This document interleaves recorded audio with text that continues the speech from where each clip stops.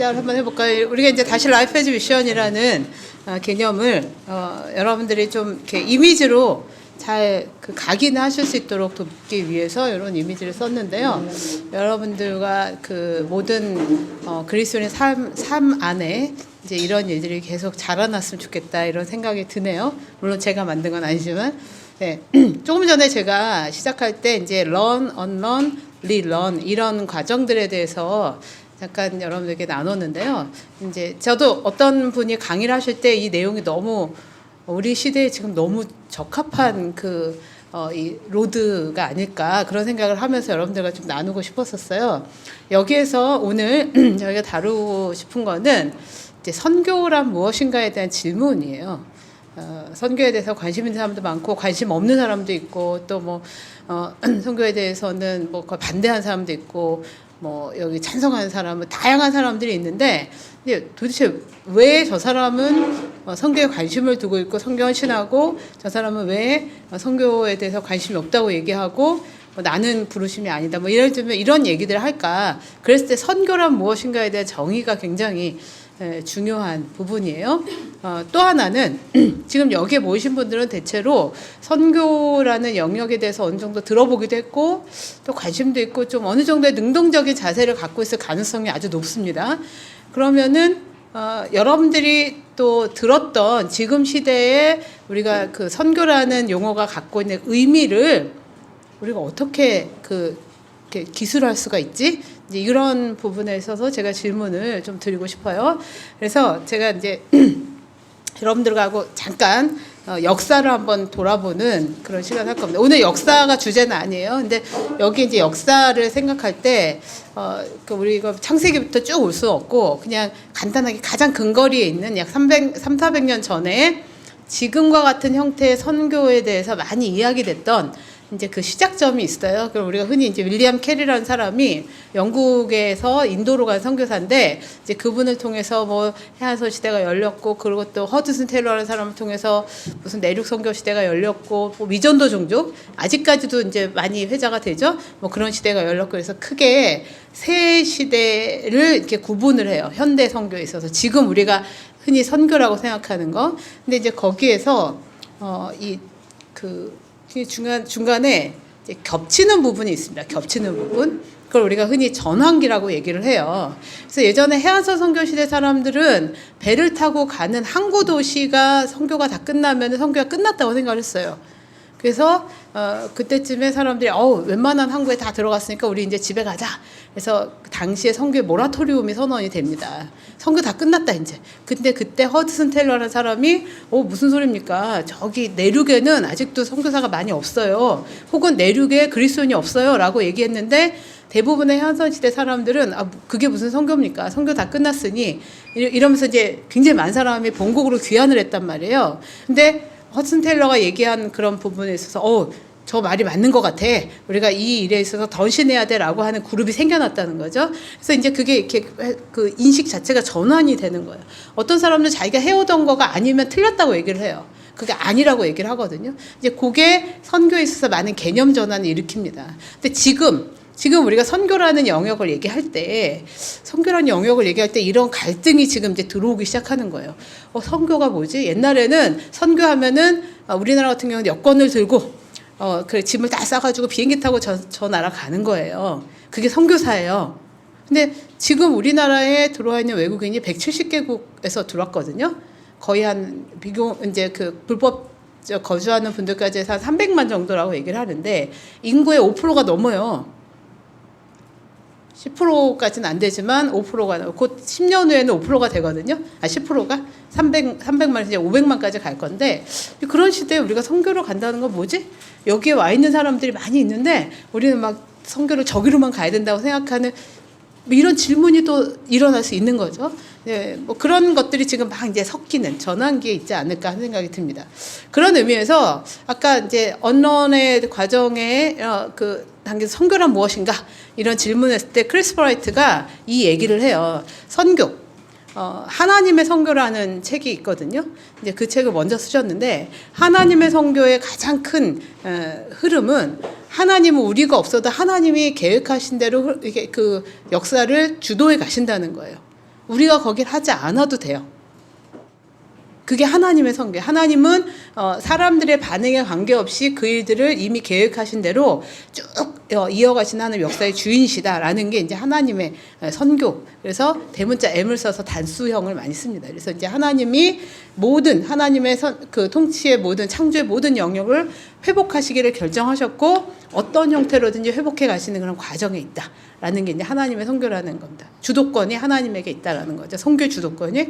그럼 우리가 하는 선교는 뭐지? 이제 그게 여기에서 얘기하는 하나님의 백성인 우리가 나는 선교사로 가기도 하고요. 나는 여기서 목회자로 혹은 나는 직장인으로 혹은 나는 전문인으로 다양한 형태의 부르심 안에서 하나님이 계획하신 그 선교의 큰 흐름에 내가 거기 조인하는 거죠. 예. 그래서 내가 맡은 역할들을 내가 있는 자리에서 감당하는 거예요. 어떤 사람은 막 내가 직장 다니다가도 나는 정말 선교사로 직업적 개념의 선교사로 가고 싶어. 예, 그렇게 해서 그렇게 가시는 분들도 있어요. 근데 우리는 그렇게 가는 것만 선교라고 생각했던 거예요. 한동안. 지금도 그게 유효하죠. 유효하지만 그것만이 선교고 아닌 거는 다 선교가 아니야라고 얘기할 수 없는 그러한 시각의 확장이 일어난 겁니다. 그게 크리스퍼 라이트가 얘기하는 이곳에서 얘기하는 하나님 백성의 선교라는 관점이에요. 그래서 이 하나님의 선교에서 다루는 이 그 미션과 미션스에 대한 부분들을 아주 이렇게 이분이 잘 정리를 해놓은 게 19페이지부터 쭉 나오는데 이런 거예요. 과학 안에 뭐 생명과학, 물리, 화학, 뭐 지구과학, 기타 등등 이게 하부 디렉토리가 있잖아요. 이제 그런 면에서 예술도 마찬가지고 선교도 마찬가지라는 거예요.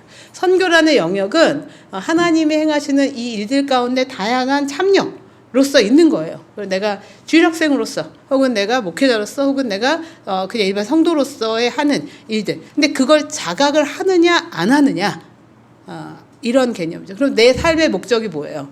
하나님을 예배하고 찬송하는 것이 있다고 십자장에서 얘기했고 하나님을 증거하는 사람이다. 그리고 나는 하나님의 명령을 수행하는 사람이다. 수행은 선교사만 하는 게 아니거든요. 그러니까 그 직업적 개념의 선교사가 하는 게 아니라 내가 내 직장에서 내가 그리스도를 살아갔을 때 그 빛으로 끌려오는 거예요. 사람들이. 저 사람 보니까 이게 뭔가 달라. 아까 그 기독교의 발응에서 나와 있는 뭔가 다른 사람. 조금 이상한 것 같기도 하고 이상하다는 거는 막 되게 막 이상한 그 우리가 얘기한 뉘앙스 자체가 그게 아니라 나랑 정말 다른데 뭔가 궁금해. 이게 굉장히 신비한 거죠. 복음의 영향력이라는 측면입니다. 그 빛이 그냥 스며들어가는 거잖아요. 강제로 이건 빛이야. 이걸 너가 인정해. 막 이게 아니라는 거죠. 이제 그런 부분에 있어서 이 선교라는 하나님의 계획이 우리 어떻게 연동을 할 것이냐, 연동을 하고 있는가, 이제 이런 것을 보여주는 미션 앤 미션스의 개념이 이제 여기 19페이지 이하에 이렇게 설명이 돼 있어요. 그러니까 굉장히 나는 선교 헌신 안 했는데 나는 부르심이 없는데요? 라고 하는 사람이 있잖아요. 여러분들 주변에 많이 있죠? 난 선교에 부르심이 있어 라고 하는 분들이 있는가 하면 선교에 부르심이 없어 라고 하는 사람이 있어요. 선교에 부르심이 있다라는 사람은 보통 직업적 개념의 선교사역에 대한 그런 부담을 갖고 고백을 하는 분들이에요. 그런데 선교에 부르심이 없다라고 하는 분들은 우리가 이렇게 질문하면 돼요. 부르심이 없다는 증거가 뭐야? 부르심이 있다는 증거가 없어라고 얘기하지만 우리 역으로 부르시지 않았다는 증거가 있어요? 라고 물어보는 거죠. 왜냐하면 이 안에서 봤을 때 하나님의 백성은 당연히 모든 하나님을 주로 고백하는 분들에게는 위임이 됐다는 거예요. 그 부분에 있어서 우리가 성경적 관점으로 지금 교회가 새로 조명을 해야 된다라는 그런 내용들을 설명하는 게 이제 이 이후에 들어와 있는 거죠. 그래서 여기에 그 21페이지에 보면은 이런 거를 쭉 하다 보니까 그래? 그러면 나도 선교사네? 너도 선교사네? 막 이런 얘기가 막 일어나요. 그래서 스티븐 닐이라는 그 주교가 1950년대에 너도 나도 선교사, 뭐 선교사 별거 없네. 막 이런 분위기가 있기도 했지만 모든 게 선교야, 그냥. 그러니까 이게 이렇게 나가는 사람 뭔가 구분이 안 되는 거예요. 그래가지고 스티븐 닐이라는 사람이 뭐라고 그러냐? 모든 것이 선교면 모든 것이 선교가 아니야. 라고 이렇게 규정을 했어요. 자, 선교란 무엇이라고 규정하냐면 타 민족을 위해서 자기의 직업적 개념을 가지고 뭐 안수를 받고 이렇게 파송을 받은 사람을 선교라고 하자. 예를 들면 이렇게 카테고리를 정했다는 거예요. 그러면 지금 크리스토퍼 라이트가 얘기하는 하나님의 그 존재로서, 그러니까 공동체로서, 그 하나님의 교회로서의 그 모든 사람들이 다 그 성교의 부르심을 받았다라는 걸 어떻게 설명해요? 성교라는 개념을 우리가 다시 세팅해야 되는 거죠. 이제 그게 크리스토퍼 라이트는 모든 것이 성교면 모든 것이 성교다라고 이야기를 하는 거예요. 그러니까 지금 이제 그 윌리엄 캐리 이후에 지금 뭐 허든 텔러도 그렇고 거긴 지리적 개념이었죠. 그 다음에 카메론 타운젠드나 뭐 이런 그 랄프 윈터까지 오는데 거기는 종족적 개념으로 성교를 이제 그 변화시켜 왔어요. 그러면 지금은 전 교회적 영역으로 이게 패러다임이 전환되게 되는 그런 시대에 오지 않았냐라고 보는 게 지금의 전환기적 시각이라는 겁니다. 지금까지 한 게 틀렸다는 말이 아니에요. 모든 역사는 우리가 완벽하지 않기 때문에 그 시대에 언어가 있는 거죠. 마치 예수 손다 불신족하면은 사람들이 믿어야 되겠네 이렇게 반응하는 때가 있고, 하나님이 그때 주신 언어와 그때 시대적인 그 환경이 있다는 거예요. 근데 그 시대가 지금 바뀌고 있는데, 바뀌면서 우리가 다시 돌아보니까 이거보다 훨씬 크네. 하나님의 성교는 우리가 생각한 것보다 훨씬 크네. 교회는 우리가 생각한 것보다 훨씬 더 선교적이어야 하네 라는 것을 깨닫기 시작하는 거예요. 이게 그 변화의 이 미셔널이라는 관점에서 우리가 다시 교회를 조명하게 되는, 우리를 조명하는 그런 이들이라는 거죠. 여러분들, 코로나 바이러스가 지금도 아직 되지 않았어요. 우리가 코로나 바이러스로부터 완전하다라고 하는 게 어떤 기준인지 아세요?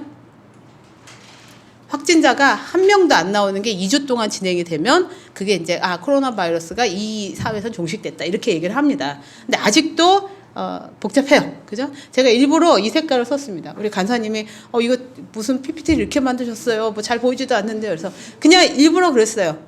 잘 보이지가 않아요. 언제 끝날지, 또 이후에 변화가 뭘지. 여러분들, 코로나 바이러스 이후에 세상이 변할 것 같습니까? 안 변할 것 같습니까?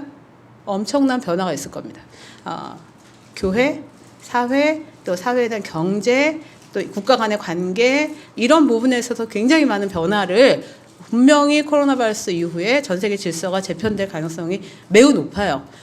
예를 들면 유럽에 패스트가 있었어요. 유럽 인구의 적게는 3분의 1, 많게는 2분의 1까지 죽었다라는 그런 통계가 있는데, 패스트 이후에 교회가 굉장히 붕괴가 돼요. 그러고 나서 르네상스가 옵니다. 교회의 권위가 아주 형편없이 이제 무너지기 시작하죠. 많은 사제들이 그들을 돌보기 위해서 노력을 했고, 그렇지만 그러면서 많이 죽었고, 그래서 다시 교회에서 수입을 많이 하려니까 사제들 많이 세워야 돼요. 그러니까 자격도 안 된 사람들 막 세우고, 그러면서 교회가 점점 권위를 잃어가는 시대에 이제 오면서 르네상스가 옵니다. 또 하나는 패스트를 통해서 가족에 대한 이해가 달라졌어요. 우리 이 사람이 우리 가족인데 그게 걸렸어요. 패스트에.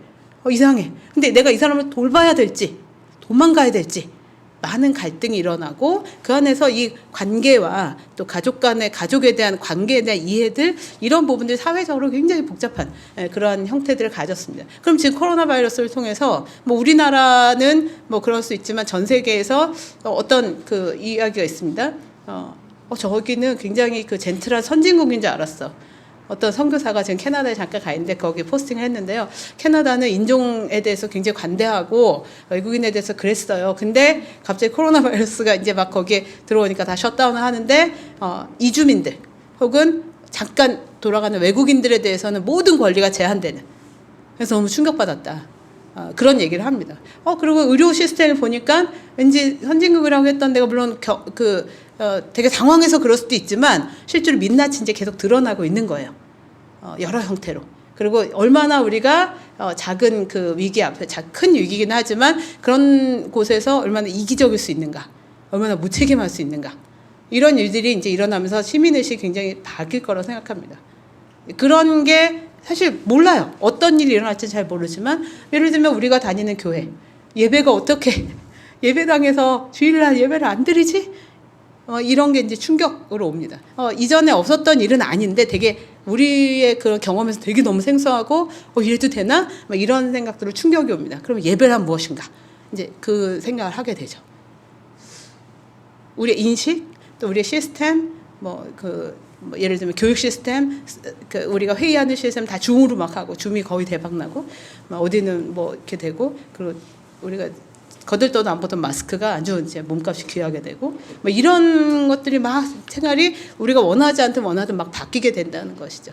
거기에서 우리는 선교를 어떻게 볼 거냐. 선교사들이 현지에서 외국인으로서 굉장히 냉대를 당하죠. 이제 위험하죠.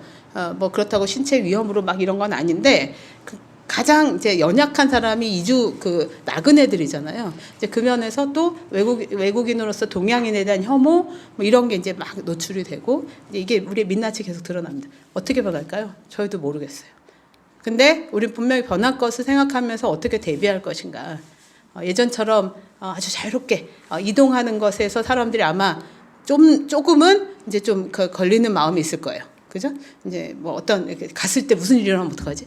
이런 일들이 일어나고요. 또 뭐 아시겠지만 미국이나 뭐 서구가 어떻게 마트에 그렇게 사재기를 하지? 저는 선진국 사람이라고 했던 사람들이 마트에 사재기가 미국은 총알과 총기가 엄청나게 팔리고 있고 이런 것들이 우리에게 주는 메시지들이 있다는 것이죠. 그래서 여러분들과 제가 그 안에서 메시지를 잡아내고 하나님이 어떻게 우리에게 이 세상을 이해하게 하고 이 세상을 섬기게 하실 것인가라는 고민이 저는 필요하다고 봐요. 저는 이게 크리스 프라이트가 이 책을 통해서 충분히 우리가 그런 우리를 거부하는 광장, 우리를 환영하는 광장 이 안에서 우리는 어떤 그 태도로 살아가야 될 것인가 이것에 대해서 저에게 적정한 성경적 관점을 준다고 생각합니다. 성교한국에서 그런 면에서는 크리스 프라이트 이 책하고 굉장히 비슷한 결론을 낸 하나의 그 보고서가 나왔어요. 보고서가 나왔는데 이 세 가지입니다. 이 크리스 브라이트가 여기서 얘기하는 선교에 대한 이해를 저희가 좀 정리를 하자면 이 세 가지로 압축된다고 볼 수 있습니다. 선교의 보편성, 모두의 선교라는 거죠. 선교사의 선교가 아니라 일부 관심 있는 교회의 선교가 아니라 여기에 모인 여러분들뿐만이 아니라 우리가 하나님의 백성으로 인지하고 있는 사람들은 모두 선교에 동참해야 된다라는 개념입니다. 그리고 이제 예를 들면 제가 예를 하나 들어볼게요.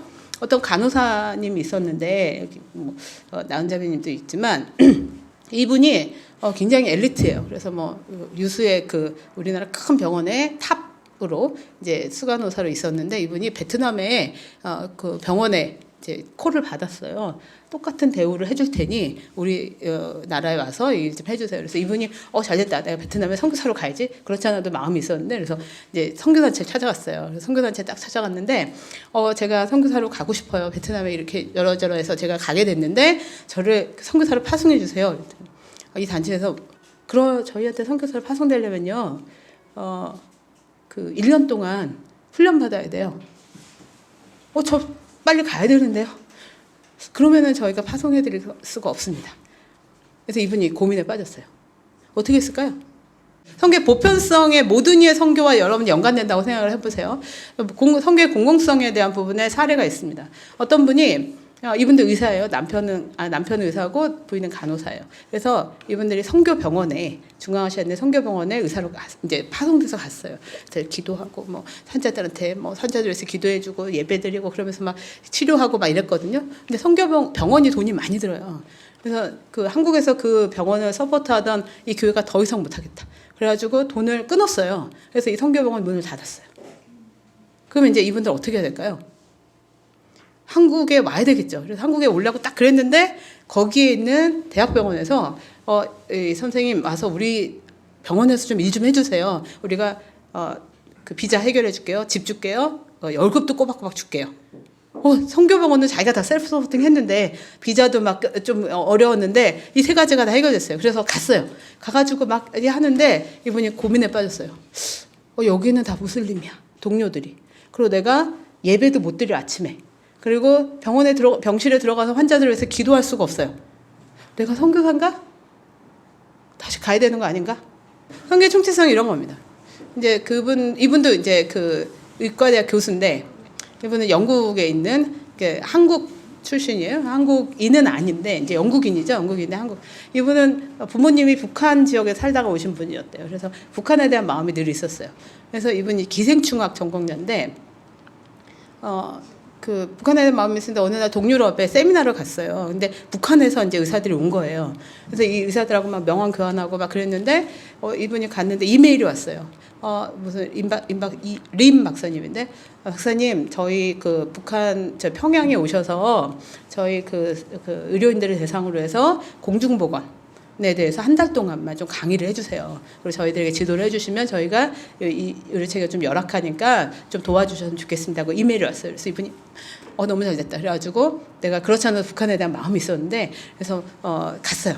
누구한테 찾아갔냐면 목사님한테. 목사님, 제가 이런 메일을 받아서 제가 정말 너무나 기쁩니다. 제가 이 나라에 가고 싶어요. 기도해 주세요 했더니 이 목사님이 뭐라 그랬을까요? 선생님 가지 마세요. 거기가 그 사람 거기로 갔을 때 그 사람들이 선생님의 안전을 보장하겠습니까? 믿을 수 없는 사람들이에요. 두 번째, 선생님이 거기 가면 거기 가서 공중보건이 잘 됐다고 생각해 봅시다. 그럼 누구 도와주는 거예요? 김정은 도와주는 거예요. 독재자를 도와주러 선생님의 그 커리어를 사용하면 안 됩니다. 라고 말씀하셨어요. 그래서 이제 임 박사님이 고민에 빠졌어요. 이분이 갔을까요? 안 갔을까요? 이 다 제가 얘기한 건 다 실제 있었던 일이에요. 임 박사님이 안 갔습니다. 안 가고 이분이 생각하게 됐어요. 내가 북한에 대해서 너무 몰랐구나. 북한의 독재에 대한 부분을 몰라서 도대체 목사님이 얘기한 걸 어떻게 객관적으로 뭐를 해결할 수가 없는 거예요. 그래가지고 이분이 어떻게 시작했냐면 북한에서 관심 있는 사람들 모았어요. 그래서 같이 스터디를 했어요. 그리고 북한에서 기도하기 시작했어요. 그래서 그 모임을 하다 보니 북한을 좀 더 이해하게 됐고, 만약에 이번에는 안 갔지만 다음에 콜이 또 오면 내가 북한을 좀 더 이해하는 마음으로 거기 가야 되겠다. 이렇게 결정하셨다고 합니다.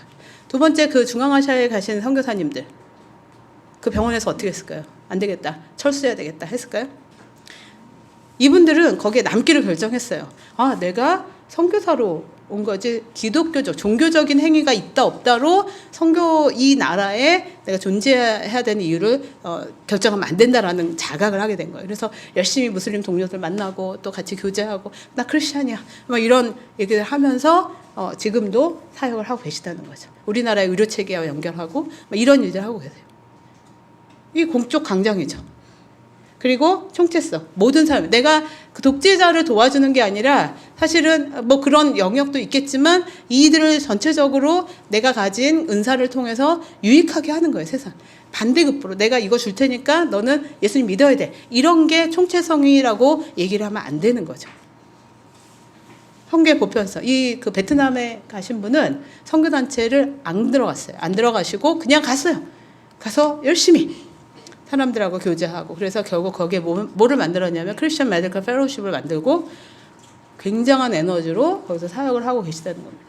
다 선교사가 아니에요. 그분은 선교사도 아니고 그 두 번째 분은 선교사지만 종교적인 그 틀에 대해서 갖고 있던 관점이 바뀌는 거죠. 보편적인 겁니다. 내가 갖고 있는 커리어로 충분히 어디든지 갈 수 있는 세상이 온 거죠. 내가 갖고 있는 선교적인 그런 마음이 종교 행위를 벗어나기 시작하는 거예요. 광장으로 나가는 거죠. 또 선교의 총체성, 내가 그 독재자를 돕는 것일지라도 그것이 이것을 통해서 전체를 유익하게 하는 것이라면 마땅히 그를 섬길 수 있는 그 시각을 갖게 되는 거죠. 그런 면에서 이 크리스 브라이트가 하나님 백성의 선교에서 주장하는 게 바로 이 세 가지의 개념을 포괄하고 있다는 거예요. 공공성, 이게 총체성이죠. 총체성인 부분과 보편성, 모든 이의 선교, 모든 것이 선교라면 모든 것이 선교다라고 얘기하는 모든 삶의 선교가 나오는 거고요. 선교의 공공성, 우리가 공적 광장, 우리가 갖고 있는 커리어라든지 혹은 내가 주부일지라도, 주부가 무슨 뭐 직업적 개념으로 다 되잖아요. 그런 개념이 하나님의 나라에 유익한 모든 영역으로 작용을 할 수 있다라는 인식을 갖게 하는 겁니다. 이런 개념에서 이 선교, 하나님의 선교, 하나님 백성의 선교를 저희가 조명을 할 때 선교에 대한 본질적인 성찰을 하는 거예요. 선교는 doing에 대한 문제가 아니라는 거죠. 그런 면에서 하나님의 그 역사와 성경에 대한 명확한 이해, 이런 것들을 전제를 저희가 리프렉션 하는 겁니다. 그리고 범주, 글로컬한 사회라는 거예요. 이제는 overseas, 해외 선교가 아니라 타문화권 선교라는 개념에서는 이미 사회 자체가 다 글로벌화되어 있기 때문에 로컬이면서 동시에 글로벌한 겁니다. 여기 뒤에 유상영 하사님 있지만 유상영 하사님이 횡성에 사는데 거기에 횡성에 있는 외국인들이 없을 것 같죠. 외국인들 굉장히 많이 들어와서 농사일도 하고 거기서 한동안 살기도 하고 막 이런다고 합니다. 그 사람들이 교회를 들어갔을 때 교회가 횡성에 있는 교회가 이 사람들 왜 왔지? 그러면 우리가 그 부분에 어떤 가교를 놓을 것인가. 이미 우리나라는 글로벌화되어 있는 그런 사회가 됐다는 겁니다. 활동, 모든 삶의 성교, 라이프 에즈 미션이 이루어지는 겁니다. 라이프 에즈 미션이 우리 삶의 각 영역으로 흘러가지 않으면 우리는 여기까지는 그냥 내 삶이고 저기서부터가 성교야라고 얘기하는 것은 지금 우리가 빨리 언런을 해야 되는 그런 시대에 와 있다는 거죠. 여기서 못하는데 거기서 어떻게 합니까? 그런 개념을 우리가 여기에서 지금 현재 보내심 받은 것, 여러분들이 있는 곳이 바로 그 보내심 받은 곳이고 선교지고, 거기에서 그 삶으로서의 선교가 일어났을 때 어디든지 우리가 움직일 수 있는 그런 삶이 되는 거죠. 훨씬 더 어렵죠. 그래서 선교한국에서 이 일을 어떻게 구체화시킬 것이냐, 우리가 어떻게 서로를 촉진할 것이냐라고 한 게 저희가 이제 보는 이런 라이프 에즈 미션이라는 그런 개념입니다. 네. 이 라이프 에즈 미션, 이건 하나의 코스나 뭐 이런 게 아니라 실제로 이 안에서 우리 같이 워크숍하는 거예요. 고민하고 이게 과연 선교냐, 내 삶에서 이게 어떻게 일어나야 할 거냐, 이런 개념들을 함께 나누고 또 촉진하는 그런 일들이 일어나는 겁니다. 그래서 이게 뭐 똑같은 코스웍의 개념이 아니라 누룩처럼 이 사람은 이렇게 피어나고 저 사람은 저렇게 피어나고 이 공동체는 이렇게 피어나고, 그 공동체의 존재적 그런 모습, 나의 존재적 모습이 이 안에서 구현됐을 때 우리가 지금 생각하고 있는 하나님 나라의 그 백성의 그 선교가 일어날 것이다라고 보는 거예요. 하나님 백성의 선교라는 측면에서는 질문이 있게 되고, 그리고 정체성에 대한 그런 개념들을 저희가 여기서 성경적 관점에서 조명을 하게 되고, 역할과 정체성이 그 같이 계속 연결돼서 설명이 되기 때문에 좀 어렵게 느끼지만 사실은 여러분들 정도의 그런 그 인지를 갖고 있는 분들은 충분히 이게 어떻게 그게 이해가 돼야 되는구나, 어떤 로드로 가야 되는구나, 이런 것들을 여러분들이 발견할 수가 있는 거예요. 선교적 존재와 선교 사역에 대한 이해. 선교사가 하는 게 선교 사역이 아니라는 거죠. 그리고 성경적 세계관, 하나님이 모든 걸 통치하시는구나. 이게 우리가 영혼을 구원하는 게 굉장히 중요한 일이지만 이 영혼 구원하는 것뿐만 아니라 이들을 통해서 내가 세상이 회복되는 일들, 평화가 임하는 것들, 또 자연이 하나님의 그런 관점에서 다스려지는 것, 내가 우리가 종이컵 안 쓰고 머그컵을 쓰는 일, 내가 물을 절약해야 되는 일, 이 바이러스 상황에서 정말 어떻게 이 상황들을 조명해야 되는지, 이런 내용들을 우리가 볼 수 있는 안목을 키우는 겁니다. 그리고 보편적 특수한 부르심. 저는 선교사로 가는 분들이 전체적으로 저는 20대 80 정도로 보고 있어요. 전임 선교사로서 직업적 개념에 삶을 들여서 해야 되는 영역이 있어요. 그런 필요들은 여전히 존재하거든요. 주님 오실 때까지. 그래서 그런 영역이 계속해서 유지가 되고, 또 하나는 80의 영역. 저거는 예전에 20 선교사만 하는 일이야가 아니라 80이 확장되는 일. 이게 보편적 부르심이라는 개념에서 볼 수가 있는 겁니다. 그러니까 교회 전체가 100% 같이 그 삶의 영역에서 그 일이 일어나는 일, 이게 지금 하나님 백성의 선교의 큰 도전이고 틀이라고 볼 수가 있어요. 전 말씀 두 가지만 보고 마무리를 하려고 하는데요. 여기에 보시면은 마가복음 1장 14절에서 15절에 세례요한이 잡힌 다음에 예수님의 그 메시지가 나옵니다. 우리 같이 한번 읽어볼까요? 시작.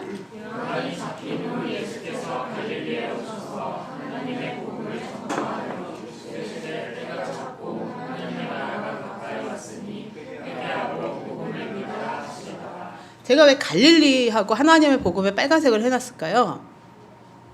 예수님이 왜 예루살렘에서 하나님의 나라가 도래했고 회개하고 뭐 이렇게 돌아와라 이렇게 안 하시고 갈릴리에서 하셨을까?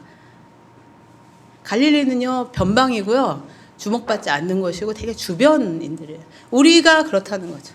우리가 뭐 엄청난 큰 교회에서 막 영향력 있는 사람도 아니고요. 우리가 무슨 뭐 여기에 그 세계를 막 움직이는 트럼프 같은 사람이 아니잖아요. 잘못 움직이고 있는 사람이지만, 이제 그런 면에서 우리는 갈릴리에 오신 예수님을 한번 생각해.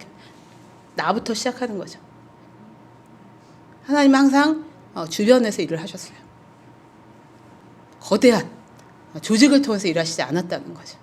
그러면서 여러분들과 제가 정말 거기에 용기를 얻을 수가 있지 않을까 하는 생각이 듭니다. 마지막에 그 구절은 누가복음 4장 18절에 19절이에요. 우리는 그 갈릴리에서 하나님의 복음을 듣고 예수님이 어떤 일을 선포하셨는가, 여기 한번 우리가 주목을 할 필요가 있습니다. 같이 읽어볼까요?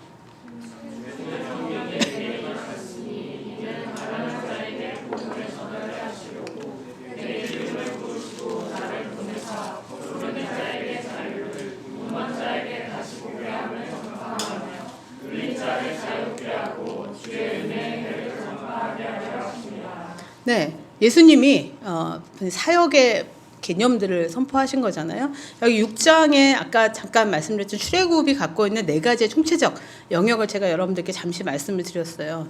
그러니까 그리스도인들이 사회에 깊은 관심과 이 사회가 정말 하나님의 뜻 가운데 이루어지는가, 그 사회에서 억압받고 가장 치명적인 상황에 놓여 있는 사람이 누구인가? 가난한 자들이라는 거예요. 이 영적인 의미 또 육적인 의미를 다 포함한다고 봅니다. 가난한 자에게 복음, 굿뉴스를 전하는 거죠. 배고픈 사람에게는 빵이 있다라는 소식이 굿뉴스일 수 있어요. 예수님을 모르는 사람에게는 예수님을 알리는 것이 굿뉴스일 수가 있죠. 그런 의미에서 이 안에 총체적인 개념들이 저는 내포되어 있다고 보고, 포로된 자에게 자유를, 이스라엘이 사회적, 정치적 영역에 올무에 잡혀 있었다는 거죠. 그럼 우리가 어떤 영역에 올무에 잡혀 있는 사람들 볼 수 있을까요? 신천지에 있는 그 젊은 사람들, 또 혹은 그 외에 다른 곳에서 그렇게 그 삶을 정말 억압받고 그 올무에 갇힌 사람들 어디에 있을까요? 눈먼 자에게, 복음을 모르는 사람들, 자기의 길을 알지 못해서 헤매고 있는 이 비전이 없는 이 시대, 이런 시대를 우리가 볼 수가 있죠. 눌린 자를, 이런 자를 자유롭게 하며 주의 은혜를 전파하게 하려 하십니다. 이게 우리의 삶의 사역의 어떤 그 방향과 예수님이 그 일을 행하셨다는 겁니다. 거기에 보면은 주의 성령이 내게 임하셨다라고 하는 것을 볼 수 있어요. 이것이 우리의 의지가 아니라 이건 굉장히 신비로운 거죠. 사도행전 1장 8절에도 우리가 가서 증인이 되려면 전제가 돼야 되는 게 성령의 임재가 있어야 되는 거예요.